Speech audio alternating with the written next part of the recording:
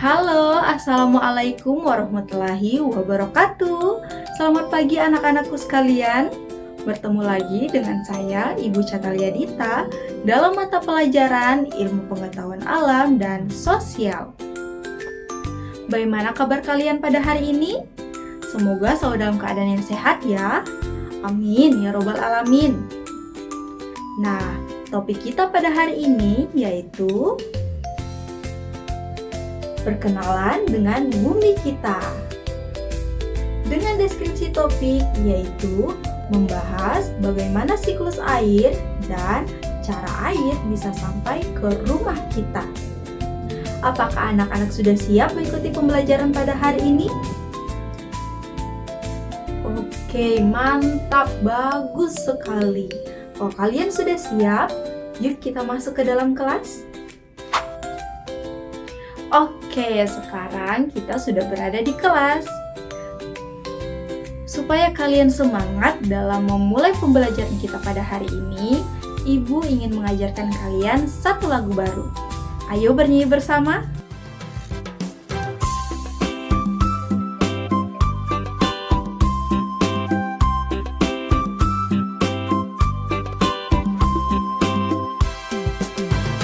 Tahukah kamu bahwa air dapat diperbarui? Itu terjadi karena air ada siklusnya. Ayolah pelajari bagaimana prosesnya. Siklus air dengan tahapannya. Air di bumi menguap, itu evaporasi, lalu membentuk awan, itulah kondensasi. Air jatuh ke bumi, itu persipitasi, meresap ke tanah, itulah infiltrasi. Itulah siklus dan tahapannya. Yeay, tadi itu lagu mengenai siklus air. Ini sesuai dengan pembelajaran kita pada hari ini. Tujuan pembelajaran kita pada hari ini yaitu peserta didik mampu menjelaskan bagaimana terjadinya siklus air dan cara air bisa sampai ke rumah kita. Nah, Ibu mau nanya nih, kira-kira apa yang terpikirkan oleh kalian jika mendengar siklus air? Dan apakah kalian tahu bagaimana air bisa sampai ke keran rumah kita? Ada yang tahu?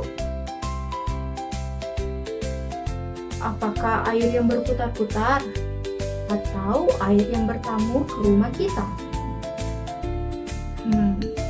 Masih kurang tepat ya anak-anak? Kalau kalian bingung, ayo kita bahas bersama-sama. Air biasanya digunakan manusia untuk membantu aktivitas dan kebutuhannya setiap hari, seperti mencuci piring, mencuci baju, ataupun diminum. Nah, bagaimana jika tidak ada air? Pasti manusia akan kesulitan, mulai dari merasa haus, tidak bisa beraktivitas karena terhambat tidak ada air untuk mencuci baju maupun cuci piring. Tapi mengapa ya air tidak pernah habis? Padahal kalau dipikir-pikir, manusia selalu memerlukan air untuk aktivitasnya. Ada yang tahu kenapa? Nah, hal ini dikarenakan air memiliki siklus. Siklus air merupakan proses berpindahnya air dari permukaan tanah menuju ke atmosfer bumi yang terjadi secara terus-menerus. Awalnya, air yang ada di permukaan bumi seperti di laut, di sungai, danau, maupun di permukaan tanah ataupun di tumbuhan akan menguap dikarenakan panasnya matahari. Hal ini dikenal dengan istilah evaporasi atau penguapan. Selanjutnya, air akan naik ke atmosfer bumi dan perlahan-lahan akan menjadi dingin. Dan mereka akan berkumpul membentuk awan kecil. Proses ini dikenal dengan istilah kondensasi atau pengembunan. Kemudian angin akan meniup awan-awan tersebut ke permukaan yang lebih tinggi sehingga awan-awan kecil tadi akan berkumpul menjadi satu menjadi awan yang lebih besar. Nah, awan-awan yang sudah mengandung banyak sekali butiran-butiran air ini akan menjatuhkan air tersebut ke bumi. Hal inilah yang kita sebut dengan hujan, atau istilah kerennya yaitu persipitasi. Nah, air yang jatuh ke bumi ada yang meresap ke tanah, ada yang diangkut oleh tumbuhan, dan ada yang jatuh ke sungai kemudian mengalir kembali ke lautan. Proses ini akan terjadi secara terus-menerus, dan proses inilah yang kita kenal dengan siklus air.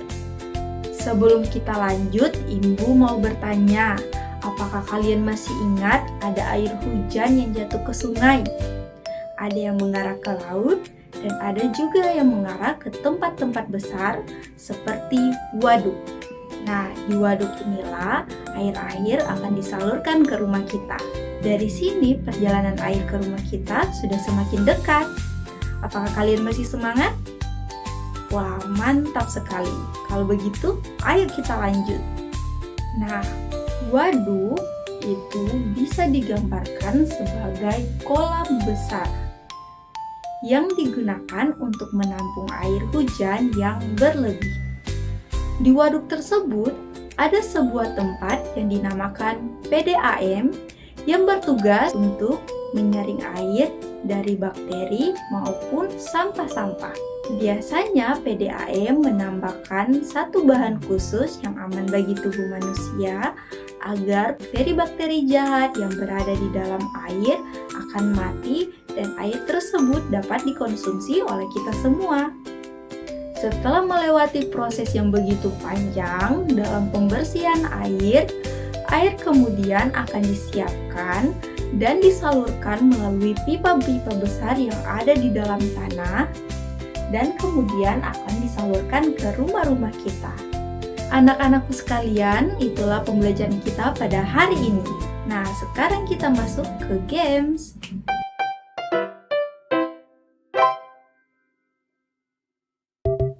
Kali ini ada air yang bernama Tubik merasa kebingungan untuk menentukan jalan.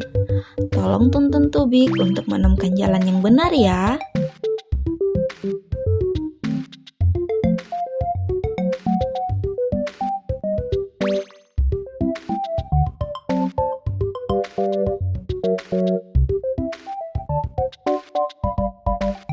Jalan mana yang harus Tubik lalui supaya bisa ke atmosfer?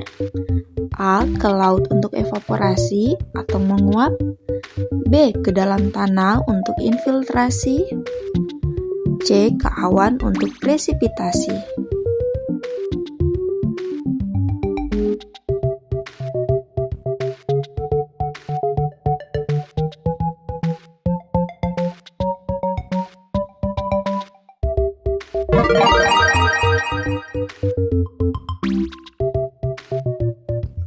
Wah, sekarang Tubik melayang ke atmosfer.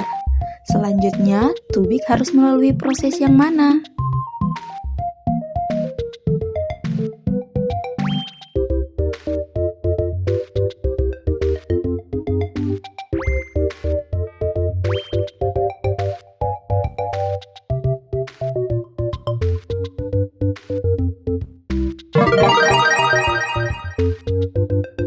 Wah, sekarang Tubik sedang tertiup angin.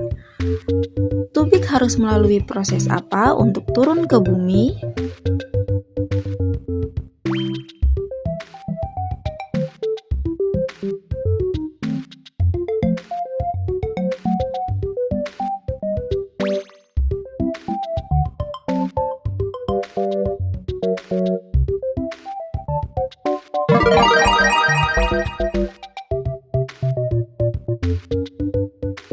Perjalanan Tubik sudah hampir selesai.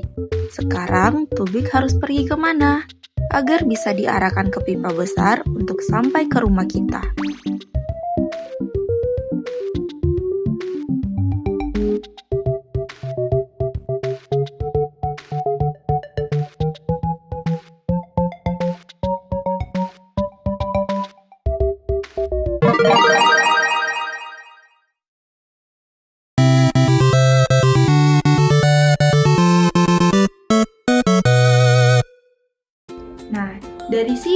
kita bisa belajar bagaimana siklus air dan bisa mengetahui cara air untuk bisa sampai ke rumah kita.